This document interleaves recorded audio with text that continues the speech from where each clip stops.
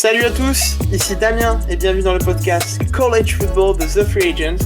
Aujourd'hui, pour discuter de la prochaine journée de College Football, j'accueille Lucas. Salut Lucas. Salut Damien, salut à tous. Salut tout le monde, et sans plus attendre, nous allons commencer notre première rubrique, celle des 4 matchs à suivre ce week-end. On a pas mal d'affiches intéressantes. On vous en sélectionne 4 pour que vous sachiez quelles affiches exactement vous allez regarder. On va commencer avec un choc des perdants, un choc des perdants de la semaine dernière qui étaient deux programmes qu'on avait décryptés avec vous la semaine dernière. Ce sera Arkansas qui va défier Ole Miss. Lucas, un match des perdants, mais quand même, on peut pas leur en vouloir d'avoir perdu la semaine dernière contre Georgia et Alabama. C'est ça, c'est deux très belles équipes. Donc on avait fait l'éloge la semaine dernière. Bon, c'est pas très bien passé ce week-end, le week-end dernier pour eux. Ça enlève rien à ces deux programmes qui travaillent très bien et qui affichent un très bon niveau. Perdre contre Alabama et Georgia, c'est jamais vraiment une honte, surtout avec le niveau affiché par les deux équipes. C'était compliqué et on voyait mal comment Arkansas pouvait venir à bout de Georgia et comment Ole Miss pouvait venir à bout de Bama. Donc ouais, ça enlève rien au point qu'on soulignait de très important chez les équipes la semaine dernière. Et Arkansas sera toujours cette force défensive malgré beaucoup de points qu'ils ont pris ce week-end.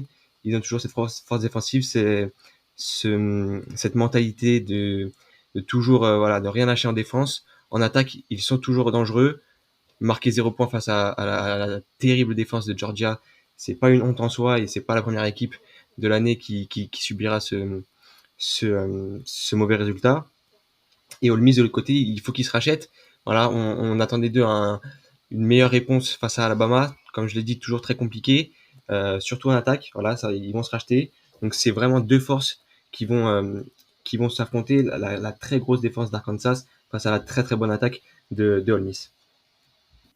Ouais, c'est clair. Je pensais quand je préparais le podcast, je me dis en fait, il faudrait que les gens aillent réécouter le podcast de la semaine dernière pour préparer ce match-là, parce qu'en fait, tout ce qu'on a dit la semaine dernière et tout ce que tu as tout bien résumé et bien souligné là maintenant, qui est cette attaque complètement folle d'Ole Miss et cette grosse défense d'Arkansas, on va peut-être enfin pouvoir le voir pendant ce match, puisque pendant la semaine dernière, ce qui s'est passé, c'était en dehors du cadre normal des choses. Et je pense que ça va être très intéressant de voir si Arkansas arrive à garder le contrôle du match face à Ole Miss, qui va vouloir mettre un rythme fou, je pense, en attaque. Et Arkansas a ce qu'il faut au niveau de son jeu de course et au niveau de sa défense pour pouvoir contrôler le match, essayer d'un petit peu de calmer les choses. En calmant les choses, en contrôlant le match, ils auront peut-être une chance. Je sais pas comment tu vois la physionomie de ce match et si tu penses que Arkansas peut faire tomber Ole Miss. Il va y avoir vraiment un gros duel. Ouais, pour moi, elle est là la clé, c'est que voilà, quand Ole Miss est sur le terrain d'attaque, il propose vraiment un jeu explosif, étincelant, tout ce qu'on veut. Et donc, pour Arkansas, le meilleur moyen d'épargner des dégâts, c'est de mettre cette attaque sur le côté, pardon. Et voilà, ça va se faire en ayant une très bonne défense et surtout en ayant un bon jeu de course capable de d'écouler le chrono et d'avancer sur le terrain sans jamais être vraiment inquiété. Ils sont capables de le faire. Arkansas, on l'a vu sur le début de saison. On va rien remettre en cause par rapport au match du week-end dernier. Ils sont capables de se mettre dans cette physionomie de match-là, de contrôler le chrono et de gérer leur sujet. S'ils font ça, Ole Miss aura beaucoup plus de mal et devra saisir vraiment les opportunités qui s'afficheront devant eux, parce que face à Arkansas, il n'y aura pas autant de possibilités de remporter le match. Il faudra scorer quand la défense subira un petit peu et espérer remporter ce match. Ouais, c'est clair. Et cette défense d'Arkansas, elle a quand même, malgré ses défaites contre UGA, au final, c'est que 72 yards à la passe qu'elle encaisse pendant ce match, donc c'est très très peu. Il y en avait 112 seulement lors de la victoire choc contre Texas. Voilà, donc il y a quand même un potentiel de réduire un maximum la plus grande force de Ole Miss. Donc ça aussi, il faudra voir comment les Rebels arriveront à dépasser tout ça. On va quitter la SEC pour partir vers ce qui est, je pense, le choc le plus à suivre, vraiment à rater sous aucun prétexte de ce week-end, entre Iowa et Penn State. Donc c'est vraiment c'est deux équipes en particulier, je pense pour Penn State, qu'on ne pouvait pas forcément imaginer à ce niveau-là, et qui surprend, et deux équipes qui arrivent à surprendre et qui maintenant sont installées très très très très haut dans le top 25 et très haut dans chaque division de la Big Ten. J'ai l'impression que c'est un Big Ten Championship de mi-saison, un petit peu avant l'heure. Je sais pas ce que tu penses de ce match, mais en tout cas, ça va être un gros match de Big Ten défensif, je pense. Ouais, c'est un vrai gros test et qui présage un vrai bon match. Penn State, c'est vrai que l'année dernière, ils avaient pas mal déçu dans cette saison un peu écourtée à cause du Covid. Ils avaient vraiment déçu. Et moi, le premier, on se souvient de cette défaite face à Indiana en prolongation ou en toute fin de match, j'ai plus le souvenir exact. Mais ça avait pas mal déçu. Mais là, on retrouve un programme de Penn State vraiment comme on a l'habitude de le connaître ces dernières années, qui recrute très bien et qui travaille très bien aussi. Donc ça présage un très beau match entre ces deux programmes. Iowa, on peut on peut pas parler d'Iowa sans parler de la défense, pardon, qui provoque énormément de turnovers. J'ai les stats sous les yeux, donc c'est 3 turnovers provoqués face à Indiana, 4 face à Iowa State, dont on aurait pu penser qu'Iowa State s'en serait mieux sorti face à Iowa. Ils n'ont laissé aucune chance aux Cyclones, pardon. Et, euh, et 7 face à Maryland la semaine dernière. Donc une énorme défense. L'attaque, elle, a vraiment plus de mal. Et voilà, et à la passe et à la course, c'est vraiment compliqué. C'est un petit peu triste à avoir joué. Mais voilà, si l'attaque de Penn State n'implose pas, n'offre pas de ballon à Iowa, c'est comme ça qu'ils auront la meilleure opportunité pour venir à bout des Hawkeyes, à mon sens, en tout cas. Ouais, je suis tout à fait d'accord avec toi. Il faudra vraiment un match très très sérieux offensivement de Penn State parce que sinon, voilà, Iowa et ses 12 interceptions cette saison, c'est le numéro un du pays. Bon, après, il y en a eu 5 cinq la semaine dernière C'est ça. contre le pauvre Maryland. On reviendra sur Maryland ensuite, mais voilà, c'était pas une très bonne soirée pour Maryland. D'ailleurs, j'avais dit dans le podcast de la semaine dernière, j'avais rajouté l'upset du week-end Maryland. Bon, bien Ouais. vu Tania. Je me suis dit, quand j'ai regardé le lendemain, j'espère que les gens qui ont écouté ont oublié ce que j'ai dit parce que c'est raté. Mais, je suis très, très impressionné par la montée en puissance du quarterback de Penn State, Sean Clifford, qui je trouve fait vraiment une très bonne saison et vraiment une bien meilleure saison. Comme tu disais, l'an dernier, il était très décevant et lui en particulier, il n'avait vraiment pas réussi à porter son équipe. Et là, il y a tout qui change. Il est vraiment très bon cette saison. Il est sur une bonne dynamique. Donc, s'il ne fait pas d'erreur, ce qui sera très difficile contre cette défense d'Iowa, parce que, voilà, comme tu as dit, c'est leur force. Leur but, c'est pas forcément de faire des gros drives offensifs. Leur but, c'est d'aller récupérer la balle très haut pour pouvoir marquer relativement facilement ensuite. Donc, la moindre erreur sera fatale. Ouais, c'est ça. C'est un quarterback qui a vraiment montré de très belles choses cette année, notamment face à Auburn. Donc c'était un très beau match qu'il a proposé. Et là, il va se retrouver dans une situation un petit peu compliquée parce que son attaque au sol, c'est vraiment compliqué. Face aux défenses un peu plus légères, j'ai envie de dire, donc face à Indiana et Ball State, ça passe. Donc c'est capable d'évoluer sur le terrain de manière très intéressante et tout à fait sereinement, j'ai envie de dire. Mais face à Wisconsin et Auburn, et ben, ce jeu de course, il s'est un petit peu éteint et il laisse un peu ce quarterback euh, gérer le match à lui tout seul. Et quand on affronte Iowa, c'est peut-être pas bon signe et c'est peut-être Non, là c'est aussi clair. que le match va se jouer parce que aller gagner ce match-là à la passe face à Iowa, ça va être vraiment une tâche difficile. Donc faire un match parfait, c'est-à-dire sans turnover du côté de l'attaque et surtout essayer d'installer un minimum de jeu de course pour pas que le quarterback soit complètement esselé. Oui, c'est clair, parce que sinon, Iowa va se faire une joie de rester le numéro un du pays en termes d'interception. Et ça sera pas beau à voir. Par contre, je pense qu'il y a pour nos auditeurs qui se préparent, il ne faudra pas s'attendre à ce qu'il y ait beaucoup de points. En tout cas, je pense, en particulier Oui, à la mi-temps. Je pense un 0-0 ou 3-3 à la mi-temps, c'est quelque chose qui est tout à fait un match plausible. de Big Ten, quoi. Ouais, voilà. C'est vraiment, ça va être très C'est dur, ça, très défensif. Mais ça sera beau. Si on aime la défense, c'est magnifique. c'est clair. On va rester en Big Ten pour l'autre affiche du week-end avec les Ohio State Buckeyes qui vont se déplacer chez les Maryland Terrapins de notre ami Elio. Les Buckeyes ont changé de visage la semaine dernière. Voilà, c'est contre Rutgers. Je redoutais un petit peu ce match en tant qu'observateur très précis et admiratif des Buckeyes parce que j'avais trouvé Rutgers solide contre Michigan et c'était vraiment un programme qui me semblait être un danger pour n'importe quel autre programme de la Big Ten, notamment parce qu'il y avait un jeu très sérieux. Et au vu de ce qui s'était passé pour Ohio State depuis le début de saison, je pense qu'il y avait de quoi être inquiet. Mais on a vu un visage de Ohio State rien à voir avec ce qu'on a vu depuis le début de saison. On a vu le visage d'Ohio State qui, en général, leur permet d'aller en playoff. Je sais pas ce que tu penses de cette montée en puissance d'Ohio State. Et du coup, dans quelle mesure est-ce que Maryland va être un adversaire qui pourrait arrêter cette dynamique ou bien le rouleau compresseur est lancé? C'est ça, ils ont fait respecter comment dire ça? Ils ont fait respecter la hiérarchie en fait. C'est que Ohio Ouais. State est vraiment un énorme programme. Faut pas l'oublier. Peut-être cette année un petit peu, comment dire, irrégulier dans ses performances. Euh, mais voilà, ils ont les capacités pour faire des matchs comme ça chaque week-end et ils l'ont montré. Voilà, ils peuvent mettre une cinquantaine de points en attaque et réduire l'adversaire à moins de 20 points. Ils sont tout à fait capables de le faire. Maintenant, ce qu'il faut, c'est pouvoir répéter cette performance semaine après semaine parce que c'est ce qui leur a fait défaut. Je me souviens du match face à Oregon, donc c'est vraiment un match perdu défensivement parce qu'offensivement c'était un très bon match. Face à Toledo, Tulsa ou Toledo, Tulsa il me semble Euh, juste après. tout le ça, Ouais, ouais, juste après. c'était aussi très compliqué défensivement et c'est là que les doutes ont vraiment apparu. On se demandait si cette défense n'était peut-être pas trop friable pour ce programme. Mais voilà, ils ont su renverser la tendance. Ils sont revenus, ils reviennent fort, ils reviennent au niveau auquel on les attend, et c'est très bon augure pour la suite. Et moi, j'ai juste envie de souligner aussi le- enfin, comment dire, il a toujours été très bon cette saison, CJ Stroud, mais il est bien meilleur qu'en début de saison.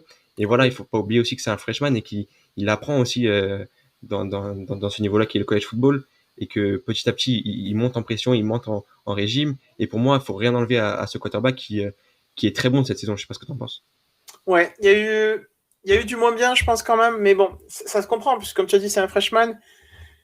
Il y a eu, je pense, en début de saison, ça se voyait qu'il se cherchait encore à Ohio State, qu'il cherchait vraiment qu'il allait être, je pense, et en termes de leader et en termes de vraiment de présence sur le terrain. Il y avait quand même quelques passes qui étaient souvent mal ajustées. Il y a cette interception qui est malheureuse contre Oregon et qui scelle le destin du match. Voilà, mais là, contre Rutgers, j'ai un peu l'impression de voir un autre quarterback. Et comme tu dis, il a de très bonnes bases, il avait fait tomber le record du nombre de yards à la passe pour un freshman pour son premier match. Il y a quand même, même si on peut, les Buckeyes perdent contre Oregon, et qu'il y a cette interception qui est malheureuse et qui scelle le destin du match, il fait quand même un match avec énormément de nombre de yards à la passe. Voilà, si on regarde du côté des statistiques, on voit quand même des choses intéressantes. Mais j'ai vraiment trouvé voilà, un autre joueur contre Rutgers, et c'est quelque chose qui me plaît beaucoup, parce que je me dis, s'il arrive à avoir ce niveau pour la suite de la saison, bah c'est bon, Ohio State a trouvé son quarterback, et puis on met fin à toutes les discussions possibles. Et il était blessé, il avait une petite gêne à l'épaule de mémoire, il n'avait pas joué contre Akron. Peut-être que ça lui a fait du bien, peut-être que ça aussi lui a fait du bien de prendre un petit peu de recul sur ce début de saison, et au final, voilà, on attend toujours énormément d'un joueur des Buckeyes, surtout le quarterback, surtout après Justin Fields. Voilà, on attendait énormément de lui, peut-être beaucoup trop pour un redshirt freshman qu'il est. Et j'ai l'impression maintenant, il a trouvé qui il était. Et au final, il termine avec 5 touchdowns, 330 yards à la passe contre Rutgers. Et franchement, il n'y a rien à dire sur sa performance. C'est vraiment, c'est parfait. C'était une copie parfaite contre une équipe qui a quand même une bonne défense en temps normal et qui est une équipe qui est difficile à jouer, qui est une équipe contre laquelle, si on fait des erreurs, eh bien, on perd. Donc, j'ai trouvé ça très intéressant de sa part et j'espère que ça va continuer. En tout cas, il y a la place pour Ohio State pour remonter la pente. Ils sont déjà bien remontés avec cette victoire contre Rutgers. Mais il y a vraiment la place pendant le reste de la saison pour remonter la pente. Est-ce qu'il n'est pas un petit peu victime aussi des énormes noms et talents autour de lui? Et c'est pour ça on attendait aussi vraiment de lui le premier jour qu'il est arrivé dans cette équipe. On attendait vraiment beaucoup de performances de sa part.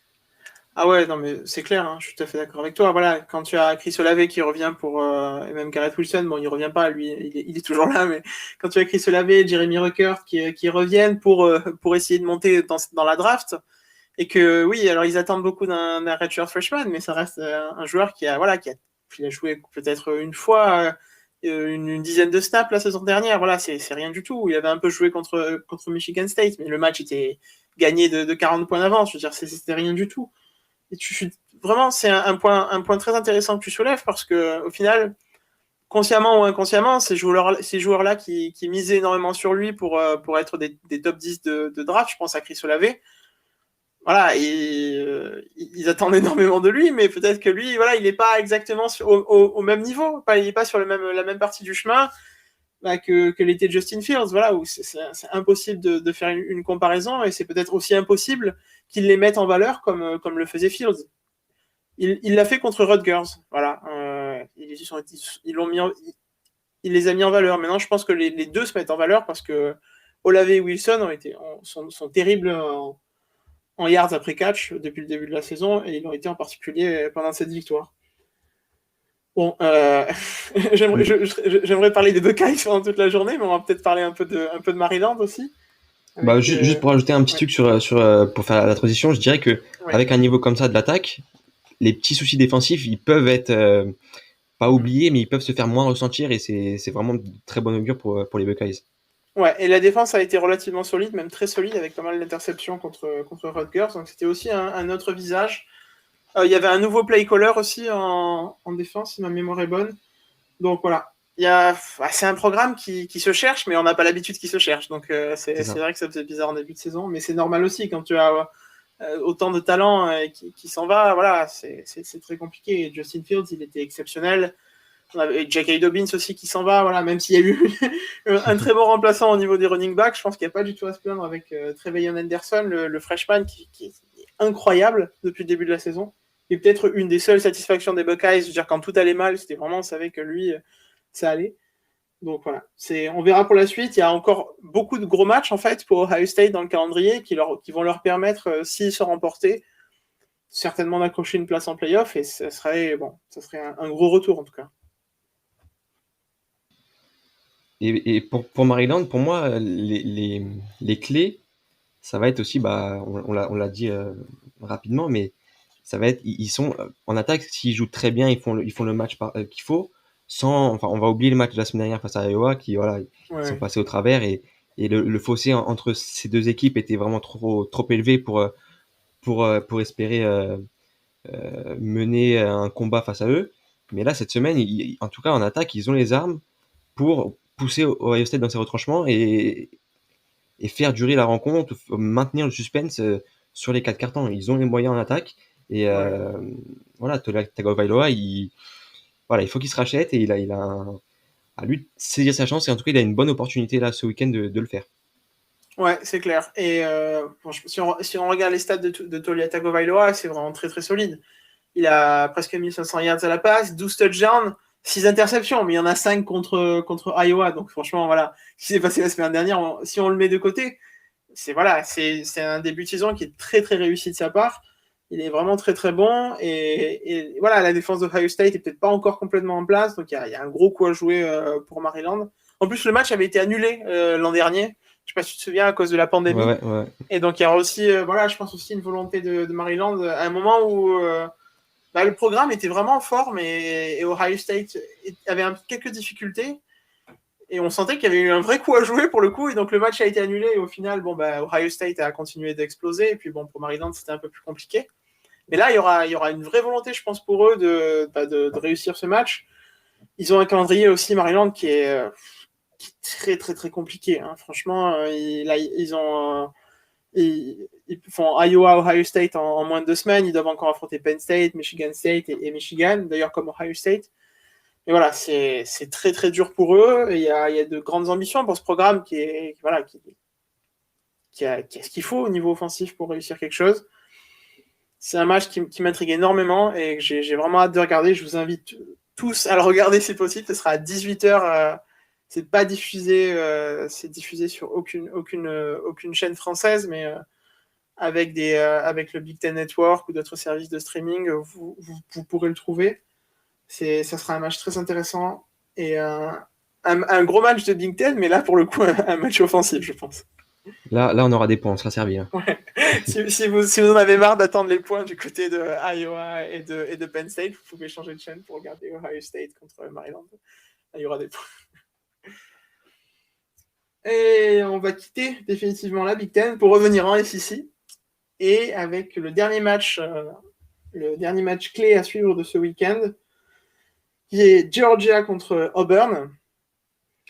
Ça sera un gros test pour Auburn. Est-ce que tu crois qu'ils ont ce qu'il faut pour aller embêter Georgia ou que personne ne va embêter Georgia cette année jusqu'à Alabama au SEC Championship? Ça risque d'être vraiment, vraiment, vraiment compliqué. Et la démonstration de force de la semaine dernière a vraiment... voilà, ils ont tapé du poing sur la table. Pour moi, depuis le début de saison, ils m'impressionnent même plus qu'Alabama. Parce qu'il y a une espèce de puissance défensive, ils sont presque intouchables. Et offensivement, moi, ce qui m'impressionne le plus, c'est cette ligne offensive qui facilite la vie et qui aide tout le monde et qui tire tout le monde vers le haut. Le jeu de course, le jeu aérien, voilà, ils avancent dans la même direction. Ils ont cet objectif vraiment du ACC Championship face à Alabama, on le sait. Voilà, Auburn aura peut-être quelques pistes à... Ouais, même, c'est compliqué, hein, vraiment, franchement. Ouais, ils sont parce terribles. que c'est vraiment, vraiment compliqué. Vraiment compliqué. Après, peut-être que voilà, Georgia, offensivement, pourra se faire un petit peu ralentir par les Tigers, parce que les Tigers ont aussi cette petite une défense qui est capable aussi de montrer résistance et de sortir les armes. Mais après, quand on voit cette défense, on se dit, voilà, à tout moment, on peut perdre un ballon dans les 25 yards et voilà, et le match tourne très rapidement au vinaigre. On a vu ça à Arkansas. En moins d'un quart temps, ils étaient avec 3 possessions d'avance. Ça va être vraiment dur pour Auburn qui, voilà, après une défaite face à Penn State un peu difficile à avaler, il risque de subir une autre défaite face à Georgia. Ça risque d'être compliqué pour ce programme. Ouais, ça sera deux grosses défaites contre au final deux rouleaux compresseurs, mais franchement, on pourrait presque manquer de mots pour parler de ce que fait Georgia cette saison. On les attendait et ils sont largement au-dessus même de ce qu'on pourrait attendre au niveau défensif. C'est monstrueux. Je sais presque même pas ce qui retient, ce qui est de passer devant Alabama. C'est pas 1-2 en réalité. Franchement, c'est 1-1. Il y a pas d'écart, quoi. Ça sera bon, voilà, si Alabama ils perdent pas et eux aussi ils font des démonstrations, mais je suis tout à fait d'accord avec toi. Moi aussi je les trouve même encore plus impressionnants qu'Alabama, et si je devais voter, peut-être même que je les mettrais devant Alabama, parce que Moi aussi. Ouais. Ce qui les différencie, c'est vraiment le classement de pré-saison qui a mis voilà, Alabama en première position parce qu'on les attendait, on savait qu'ils allaient avoir un tel niveau. Mais Georgia, le niveau affiché depuis le début de saison, il est excellent. Et moi, c'est cette ligne offensive, j'ai vraiment envie de souligner, qui a fait un travail monstre. Encore une fois, samedi, il risque encore de faire un très bon travail face à Auburn. Et franchement, c'est des garçons qu'il va falloir surveiller de très près, parce que pour les drafts à venir, il y aura des noms qui sortiront très très tôt dans ce premier tour de la draft. Ouais, c'est clair. Avis donc aux franchises NFL avec une mauvaise ligne offensive, et on vous voit tous les dimanches et tous les lundis, il y en a beaucoup, donc piochez bien dans l'équipe de Georgia la prochaine année. C'est fini pour les 4 affiches du week-end. On vous réserve le meilleur pour la fin, pour l'affiche et l'upset. Mais là, on va passer à 2 prospects à suivre. Justement, Lucas, vous disiez que tu disais qu'il fallait. Je te vous vois maintenant. En fait, on prend un temps solennel pour se parler. Lucas, vous disiez qu'il fallait suivre du côté de Georgia pour les offensive tackles et la ligne offensive. On a parlé des quarterbacks la semaine dernière et tu m'as dit il serait temps de passer à un autre poste, et je pense que tu as raison. On va se concentrer sur les running backs à suivre pour la prochaine draft NFL. Alors on en a sélectionné 2, un en particulier et puis un autre qui nous tient à cœur et qui, je pense, va falloir suivre, même si malheureusement il est blessé. Voilà, sans trop vouloir vous spoiler. On va commencer par le grand nom, le nom incontournable au poste de running back pour la saison prochaine, Breece Hall. Lucas, je te laisse peut-être dire ce que tu en penses de ce joueur qui semble avoir un petit peu toutes les clés pour être le running back numéro 1 de la draft NFL 2022? C'est ça, j'adore ce joueur, vraiment. Pour moi, il a toutes les capacités d'être le premier running back choisi pour la draft. Après, on sait que voilà, en pleine saison comme ça, c'est difficile de prédire parce que il y a vraiment, faut être performant sur plusieurs semaines et rester en forme. Et voilà, il y a plein de critères, plein de paramètres qui rentrent en jeu. Mais pour moi, alors, voilà, aujourd'hui, c'est le meilleur running back qui puisse performer au niveau supérieur qui est la NFL. Petit point stat, donc en 2020, c'est 279 portées pour 1572 yards qui en faisait le running back avec le plus de yards engrangés du college football. Donc ça faisait une moyenne environ de 5,6 yards par portée, donc c'est colossal. Et 21 touchdowns. C'était le deuxième derrière Najee Harris. Najee Harris, pardon, j'avais plus le nom. Cette année, c'est des bases un peu plus discrètes, mais toujours très très intéressant. Donc c'est 104 portées pour 551 yards, 5,3 yards en moyenne par portée pour 8 touchdowns. Donc voilà, c'est un running back qui a vraiment les mensurations et la carrure pour être un running back NFL.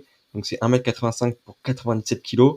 97 kg comme ça peut taper à l'oreille, mais je peux vous assurer qu'il est très très explosif et rapide et franchement c'est un monstre physique.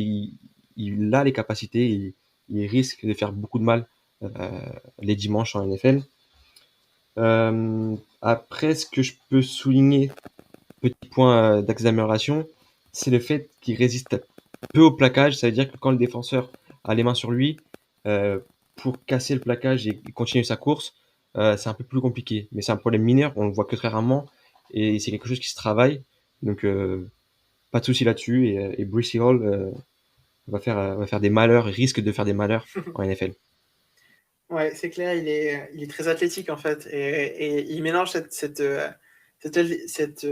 capacités athlétiques à une vitesse qui est affolante quand il est parti. Voilà, il arrive vraiment à bien se créer des espaces, à étirer le jeu. Donc il y a beaucoup de franchises NFL qui vont être intéressées par cet aspect-là pour s'ouvrir le jeu, pour créer des espaces. Et en plus, je trouve que les running backs draftés ces dernières années ont eu vraiment un très bon impact assez rapidement dans les franchises NFL. Je pense à J.K. Dobbins des Buckeyes, ou même à Jonathan Taylor de Penn State, Ou de Cam Akers. Wisconsin, voilà. Et Cam Akers aussi, ouais. Et ouais. Et je trouve qu'il y a vraiment un très bon impact très rapide de ces joueurs-là, et même à Najee Harris cette année avec Pittsburgh, qui est excellent. Donc il y a vraiment ce qu'il faut pour qu'il ait un impact direct. C'est ça, les running backs en général, ils arrivent à bien se convertir entre le college football et la NFL parce que c'est un poste où les qualités physiques ont vraiment un aspect très important et il faut être très athlétique. Et donc après, le reste, ça suit, c'est du travail, voilà, du travail, comment dire, de vidéo, de tactique, et ça vient tout seul après. Donc des joueurs bien formés et capables et très performants en college football sont tout à fait capables de performer en NFL. Et c'est pour ça qu'on voit même souvent des running backs undrafted ou septième tour réussir en NFL et se faire une place. C'est parce que voilà, il y a beaucoup de running backs en college football qui performent. Seuls les meilleurs malheureusement ont leur chance en NFL, mais c'est un aspect vraiment, voilà, c'est particulier. C'est pour ça aussi qu'on dit que c'est des running backs dans une franchise NFL, c'est pas irremplaçable et il y a toujours une autre solution. On le voit quand il y a eu une pénurie du côté des Ravens, et ben ils ont su trouver quelqu'un pour remplacer un petit peu et faire oublier un peu ses blessures dans le roster. C'est clair. Même avec la blessure de Cam Akers, du côté des Rams, ils ont vraiment très rapidement réussi à remplacer tout ça. L'autre nom qu'on aimerait vous faire suivre de près, malheureusement, vous n'allez pas trop pouvoir le suivre pour le reste de la saison parce qu'il s'est blessé, c'est CJ Verdell, le running back des Ducks d'Oregon, qui est dans sa dernière année à l'université, qui est un ancien fidèle de celui qui a marqué le programme pour toujours et qui est en train d'écrire l'histoire des Los Angeles Chargers, Justin Herbert. Il faisait un très bon début de saison, CJ Verdell, malheureusement. Sa blessure vient tout arrêter, mais je crois pas que ça handicapera tant ses chances que ça, puisqu'il a réalisé une performance extraordinaire contre Ohio State. Il a presque battu Ohio State tout seul en attaque. Et c'est vraiment un match qui va être un point central que les recruteurs vont regarder pour le drafter. Ouais, CJ Verdell, c'est un running back que j'apprécie vraiment parce que voilà, il est à Oregon, mais surtout son aspect, voilà, qui, pour moi, il a déjà le calibre NFL et voilà, c'est comme, enfin, pareil pour Bryce Hall.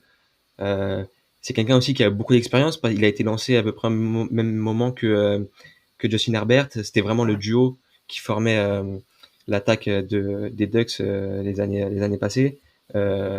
Oui, pour moi, cette attaque d'Oregon a tourné essentiellement autour de lui. C'était lui le facteur X. C'était vers lui que les ballons allaient. C'était lui qui faisait avancer les chaînes. Euh, donc voilà, après, sa blessure, elle va beaucoup handicaper Oregon.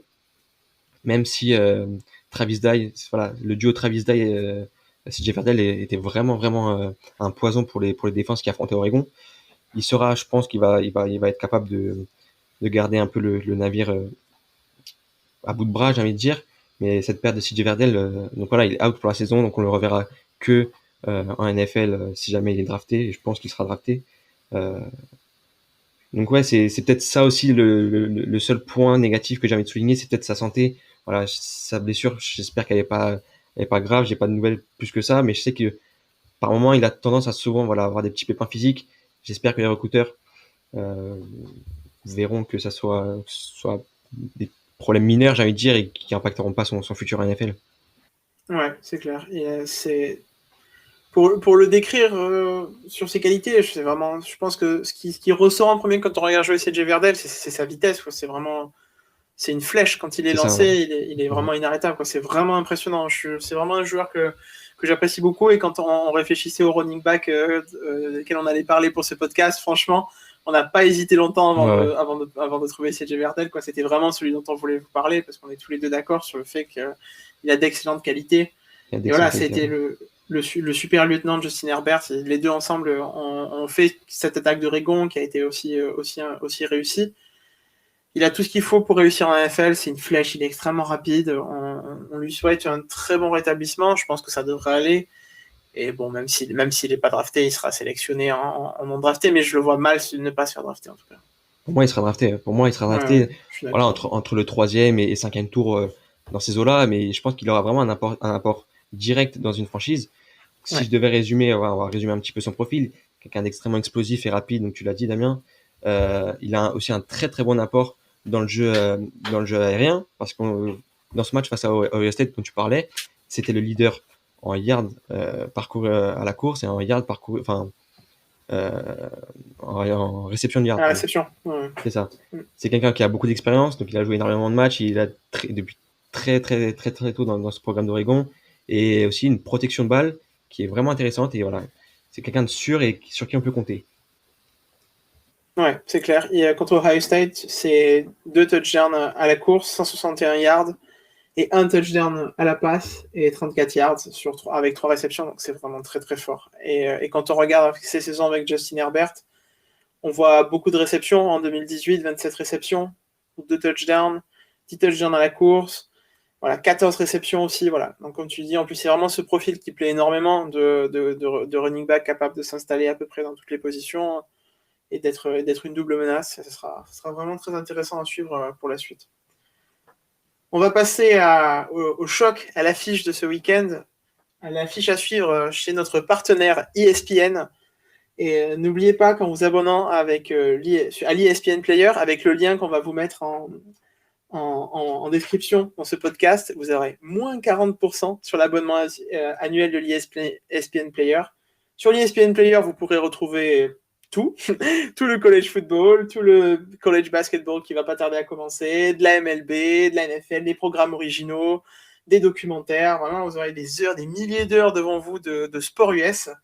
Et ce choc à suivre sur l'ESPN Player, c'est le Red River Showdown entre Oklahoma et Texas. C'est vraiment un match excitant et c'est un match qu'on n'a pas mis dans les matchs clés du week-end parce que pour nous, c'est le match qu'il va falloir suivre pour aller chercher le gros upset de ce week-end puisqu'on sent vraiment Texas qui pourrait aller faire tomber Oklahoma pour ce Red River Showdown. Lucas? Ouais, c'est vrai, je suis d'accord. ce match-là, cette rivalité entre Texas et Oklahoma, c'est rare que je la rate. Quand il y a cette rencontre, en général, je Ouais. suis toujours devant mon écran parce que c'est toujours une ambiance un petit peu électrique et très explosive. Voilà, on sent qu'il y a une tension. Euh, et pour moi, ouais, a beaucoup à prouver et ils m'ont beaucoup déçu depuis le début de saison. J'avais regardé le match face à Tulane où c'était très disputé et on avait souligné pas mal de petites failles dans cette équipe. J'ai regardé aussi le match c'était Nebraska où là aussi, malgré la victoire, c'était vraiment compliqué. Euh, et la semaine dernière face à TCU, c'était aussi très compliqué. Donc Oklahoma gagne, Oklahoma est classé septième, mais Oklahoma ne convient personne n'est convaincu par ce niveau d'Oklahoma et par Spencer Rattler qui, semaine après semaine, montre des limites, montre des défaillances. Et voilà, arrivé à cette semaine 6, tu as un Texas qui monte en pression, qui travaille très bien avec le nouveau head coach, et Oklahoma qui est en train de décevoir petit à petit. Donc, cette rencontre vient à un point nommé. Est-ce que Oklahoma aura les réponses face à Texas? Là sera la question. Ouais, c'est clair. J'ai vraiment l'impression qu'il y a deux tendances dans ce match entre ces deux équipes. Il y a cette équipe d'Oklahoma qui fait que décevoir, clairement. Tous les week-ends, on les attend beaucoup plus dominants que ce qu'ils sont. Et ils affichent un niveau très très décevant. Spencer Rattler, c'est vraiment, je pense malheureusement pour lui, le visage de cette déception. Il y avait un article sur The Athletic qui disait que Spencer Rattler n'a pas vraiment voulu, il n'a pas créé ses attentes déraisonnées en ce qui le concerne. Mais elles sont là. On attend énormément de lui parce que c'est un quarterback qui a été très médiatisé. Et c'est le quarterback qu'on voyait comme le premier choix sans discussion, le nouveau grand nom du college football. C'est clairement pas le cas. Chaque semaine, c'est décevant. Et au final, même plus très apprécié, j'ai l'impression. Il y avait quelques fois les fans qui demandaient à ce qu'il sorte. Enfin, c'est vraiment une ambiance très bizarre pour lui. Je me demande comment il arrive à gérer ça et s'il s'en sort sans trop d'éraflures, même au niveau mental, je pense qu'il sera plus que paré pour la NFL, pour le coup. Mais à l'inverse, les Longhorns sont sur une pente vraiment positive avec 3 matchs, avec 58 points contre Rice, une explosion de points contre Texas Tech avec 70 points.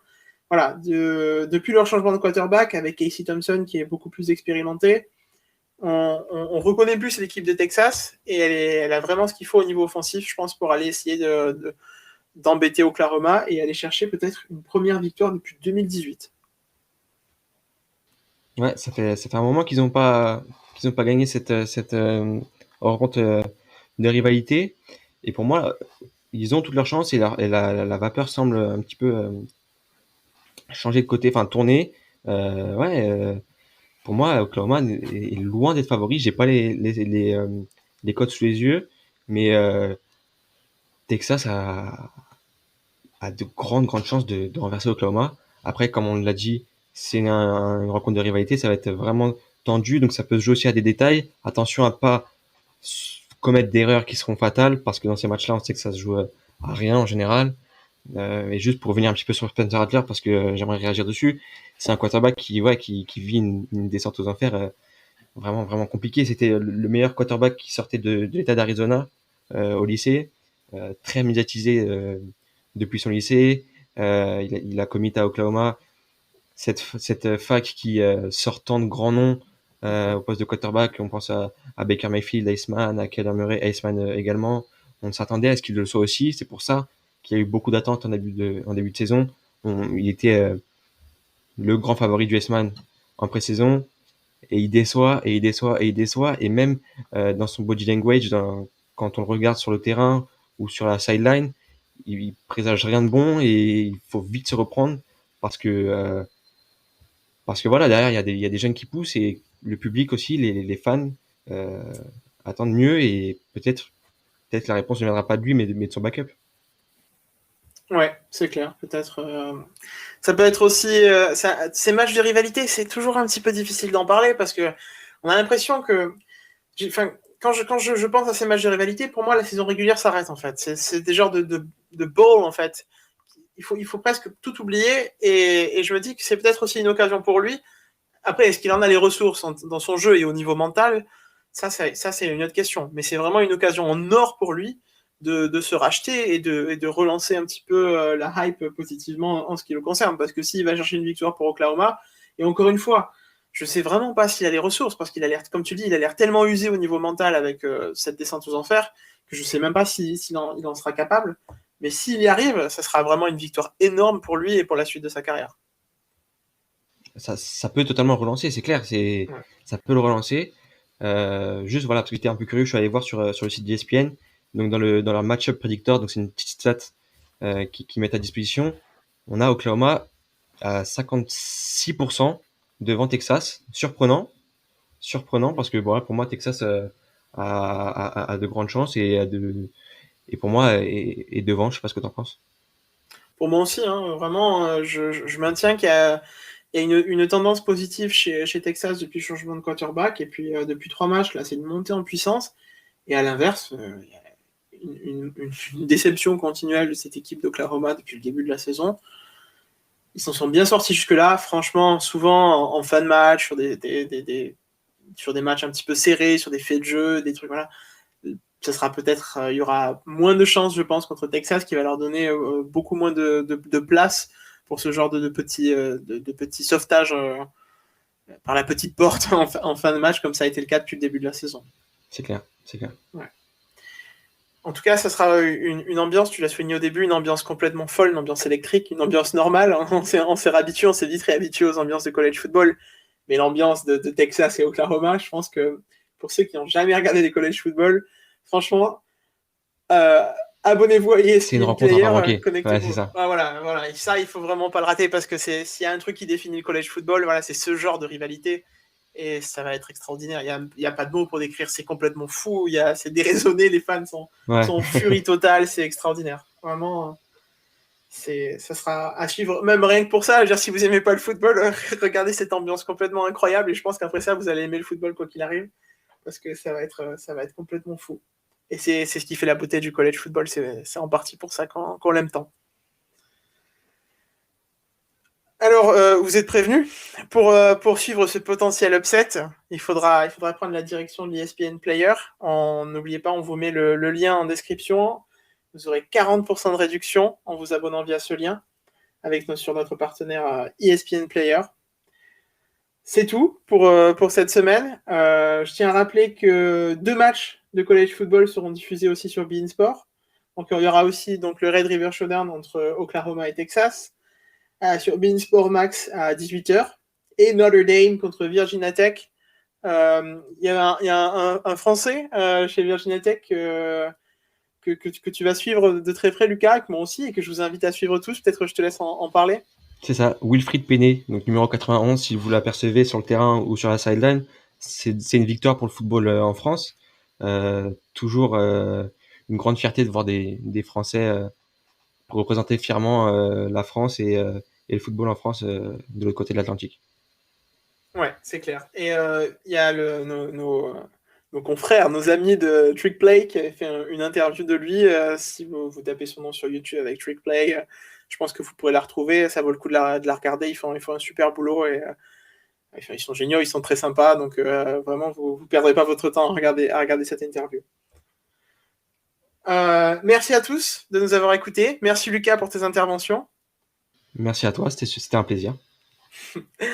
Comme toujours, n'hésitez pas à vous abonner à The Free Agent sur les réseaux sociaux, sur vos services de podcast préférés, que ce soit Apple Podcast, Google Podcast, SoundCloud, YouTube, vraiment tout ce que vous voulez. Vous pourrez retrouver donc nos podcasts, mais aussi on a lancé de façon très régulière des lives sur toutes les plateformes. Voilà, que ce soit sur la NFL, la MLB, bientôt la MLB et la NHL. Donc ça sera pas raté. Vous en aurez pour tous les sports et pour tous les jours de la semaine. Je vous invite également à suivre le lien qu'on va mettre dans la description pour vous abonner à l'ESPN Player, puisque vous pouvez avoir moins 40% en vous abonnant via ce lien. C'est vraiment une super offre parce que vous aurez accès à un contenu sans limite sur ESPN, que ce soit pour suivre tout le college football, avec vraiment, si vous voulez vous y intéresser de façon très très précise, en allant regarder des programmes qui ne sont pas forcément connus, pas forcément médiatisés. Vraiment, là, vous allez trouver tout ce qu'il vous faut pour les suivre. les playoffs MLB qui sont en ce moment, donc il y aura aussi des matchs à suivre là-dessus. Et des tonnes de documentaires et d'images qui font avec la grille ESPN qui est si spéciale. Merci à tous de nous avoir écoutés et on se dit à très très vite pour un nouveau podcast College Football sur The Free Agent. Salut!